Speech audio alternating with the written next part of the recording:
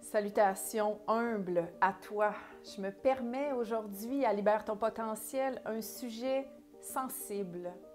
Pourquoi souffrir? J'entends que depuis 2020 au Québec, il y a 213 jeunes de moins de 25 ans qui se sont suicidés. J'ai un ami qui a fait une tentative, pas une fois, 2 fois.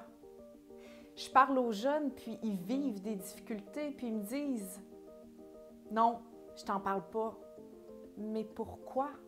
Pourquoi restes-tu comme ça dans le néant, dans la souffrance? J'ai une amie qui me dit « Je t'ai pas appelé depuis 3 semaines parce que je vivais quelque chose de difficile. Puis, j'étais tellement en colère que je n'étais pas agréable. » Bien, justement, appelle-moi. Dis-moi « Salut, je suis de mauvaise humeur. Tu peux-tu m'écouter pendant 1 minute? » Et là, il n'y a pas de jugement ici dans ce que je vous dis parce que je suis pareille. On a tendance à s'isoler quand on souffre. Pourquoi? Pourquoi rester dans notre coin à souffrir? Quand notre voiture est brisée, on va la faire réparer. Quand il y a quelque chose qu'on n'arrive pas à faire fonctionner notre téléphone, on cherche, on apprend, on change, on s'améliore. Pourquoi rester dans la souffrance comme ça? J'ai 3 choses à te dire sur le sujet. La première, c'est qu'il y a des ressources qui sont là pour t'aider avant que ça n'en vienne, avant que ça s'accumule, que ça grossisse.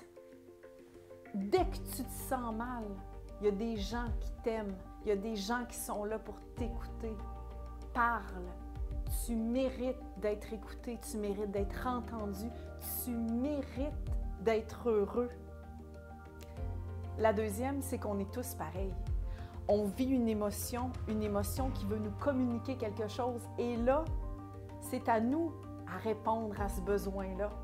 Parce que quand on était petit, nos parents le faisaient pour nous, mais quand on est grand, on se demande « de quoi j'ai besoin en ce moment? » Parce que souffrir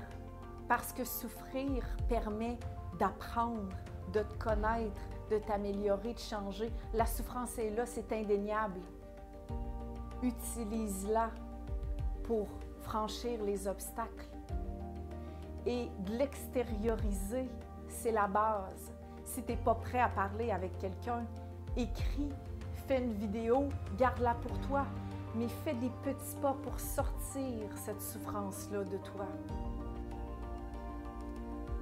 La troisième chose, c'est pose-toi la question, qu'est-ce que tu gagnes à rester comme ça?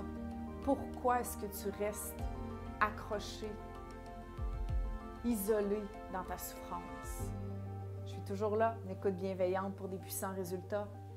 Je te lance le défi de faire le premier tout petit pas pour sortir de ta souffrance, pour demander de l'aide, pour t'exprimer. À la semaine prochaine.